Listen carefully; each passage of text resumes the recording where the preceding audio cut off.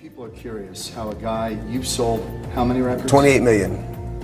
And made millions and millions of dollars. Yeah. How do you end up in here? I think everyone who's watching knows how I ended up in here. I don't know if they do. I'm pretty sure they do. Anytime you get it, I'm pretty sure they do. You know, there's how do I end up in here? Never let anyone, something another woman friend of mine, Joy, told me, never let anyone take you off your square. And if it feels uncomfortable, then you are probably not in the right place. You know, just don't sell your soul. You know, and men and women do this. You know, I would say even to young boys. I've seen young boys get turned out in this industry too.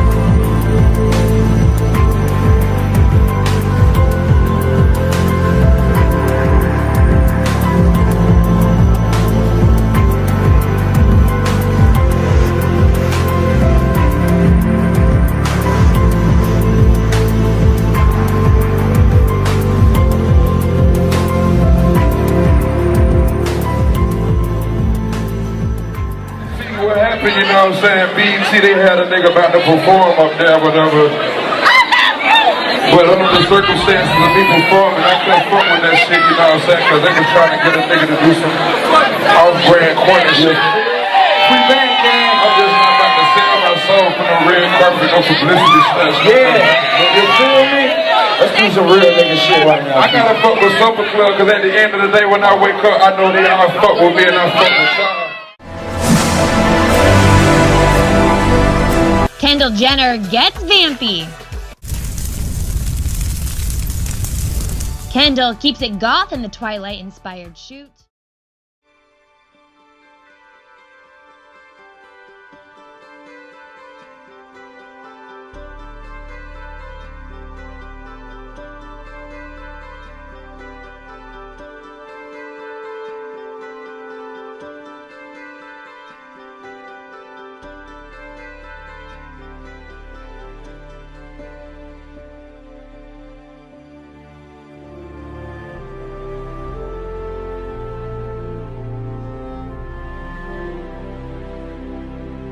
And there's also parts in the album where you speak to Lucy, Lucifer, It's trippy. the devil. So you it's trippy. You see both sides of. Yeah, man. It's when I go inside, I may do an after party. I see it all around, man. I may do an after party, and this is how I'll be able to write these records, because it's not just the positive energy that speaks to me. It's the negative too. It's the evils too, and we all have temptations. Right. You know. Me, I'm just fortunate enough to translate them temptations through record. Right. You know, I always said this is truly a gift for me. Putting these records out is a gift for me, because I'm not only a voice for myself, but I'm a voice for people who can't express themselves like that. Right. And Lucy is one of my favorite records because it's me actually coming to realization of the evils rather than acting like it's not going around. My thoughts are not happening. My thoughts are happening right in front of my face. I gotta present them. That reminded me, in a way, and not to compare it to anything, because I do think this is an original, maybe one of the most original works we've seen in a long time, but it reminded me a little bit of Snoop. Yeah. And Murder Was the Case, where he had that conversation with the devil, with Lucifer, and that temptation was in his face. And of course.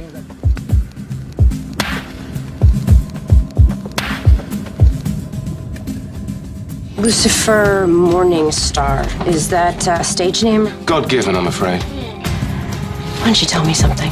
How did she end up dying in a hailstorm of bullets and you get away without a scratch? The benefits of immortality. What will your corrupt little organization do about this? We're done here. Someone out there needs to be punished. Stop caring. You're the devil. America's most watched network unveiled its fall primetime lineup last night, including 7 shows making their debut. Among them, the highly anticipated comedy Angel from Hell. We're never supposed to intervene in a human's life. Oh, is that some sort of angel rule? As a matter of fact, it is, yes. We're supposed to help from afar. Be subtle about things, you know, like implant an inspirational thought or nudge you towards a conditioner that would give your hair that perfect bounce. The Pantene? You're welcome. 2 stars from the upcoming series on the Sci-Fi Network, Childhood's End. Sounds interesting just from the title alone, but it's a unique series, guys. Is it kind of like a mini-series? Yeah, absolutely it is, yes. But nice. I think I like the format of it. It's you know, 3 nights in a row.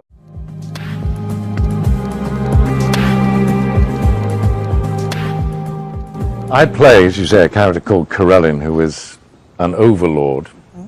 And the overlords come to Earth at a time when there is economic crises, wars, disease. The world's in a very bad way. Arthur C. Clarke wrote that in 1954. Here we are in 2015. We have economic crises. We have people with not enough food to eat.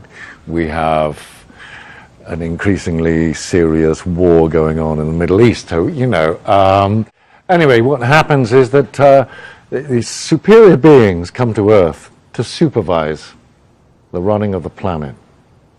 And we eradicate disease, economic crises, wars, and create a utopia that lasts for 100 years. Mm-hmm. But utopia comes at a price. Of course.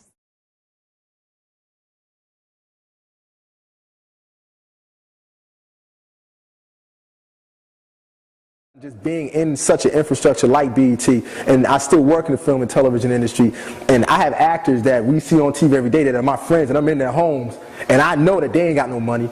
I've been over rappers' cribs that will go on MTV cribs talking crazy, and I've been in their house like, word, you living a little bit better than me, because it's all based off perception. Even going back to what the brother talked about with the homosexuality with the rap, here's the kicker. It's not that the rappers are gay. That's not it. That's a misconception. What it is, it's about control. See, that's what makes it, that's why you see so many buffoons nowadays in television and film, doing things that we know are like, wow, Jamie Foxx, you would say that? Wow, Jay-Z, you would actually sit there and do an anti-Semitic commercial? Because they're in a bind, because see, Jay-Z's not gay. I'll use him as an example. He's not gay, but once you reach a certain level within that weapon of mass destruction, you have to give something up. There's something that you're going to give up because you got to be down with that crew. And how do I know? Because it happened to me. That is why I'm standing here talking right now. I reached a certain level in that station. I was the only producer to ever come as a new kid and create a multi-million-dollar revenue generating show. So it's not even reality television. But they understand that majority of us, whether we like it or not, are lazy as hell. On a spiritual level, we think because we work 3 jobs that now I'm not lazy, but spiritually, psychologically, the masses are lazy. But the majority of us, and I know it's going to be kind of harsh, but the majority of us will never fulfill our dreams. So we'll never be in a position to say what we would or would not do. You understand what I'm saying? We'll never be in that position. Because before I got there, I would say the same thing until I got there. You understand? So I literally lived the devil taking me up the mountain and saying, you can go to the left, you have all of this. And I was there. It was ritualistically done. The vice president sent his right-hand man to me 3 straight weekends. They do everything in 3s. But now it's time for them to introduce me to the inner workings of this monster that's created. And that's why nowadays we see people caught up on secret societies, but it ain't no secret if everybody's talking about it. As a television producer who was Dave Chappelle's stand-in, which means I did his rehearsals season 1 and 2 of Chappelle's show, I saw what happened to Dave. Dave used to give me advice all the time. And one of the key things he told me was, no matter how much money they offer you, and he said they, as he pointed to my chest, he said, never forget who you are or where you come from. And he walked away from me. And I didn't get it at the time until the nigga left. Then I said, oh. And him and Charlie Murphy would tell me the same things all the time. And then I got it. This is a war. And these cats are sorcerers. And we need to take, and I know the words magic and sorcery takes people to make you think that I'm talking about the Eastwick Chronicles or Harry Potter, but this is real. because it's affecting our babies. So when they see all these signs visually that say whatever has happened in urban America as far as the perception on television and film, I was basically the fly on the wall. That's why this brother is so correct. There you go, so correct when he says we are at war. And I know it's somewhat difficult to believe that a war can be anything other than physical, but it is.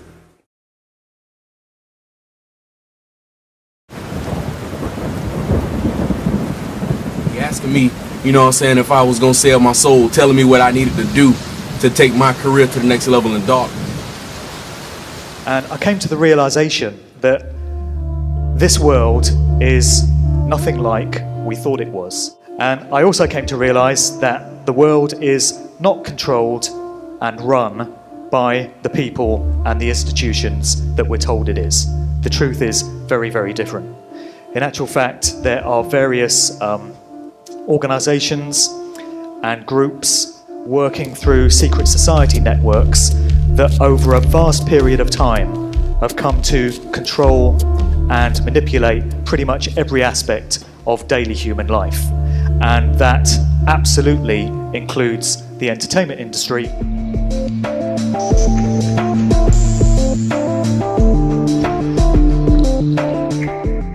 So in all these cases, we have the control system that is running the show when it comes to the music industry, placing their little calling cards and their little clues in plain sight. They're letting you know who owns these artists, because their asses are owned, lock, stock and barrel. And there's a phrase that you often hear, which is, they've sold their souls for fame and fortune. And I would suggest that rather than that being a myth or a convenient kind of quip or phrase, there is a lot of truth to that statement. I didn't know, you know what I'm saying, I never really heard the gospel in its purest, you know what I'm saying, in purity and in truth, you know what I'm saying. I ain't know that Jesus Christ was the only way.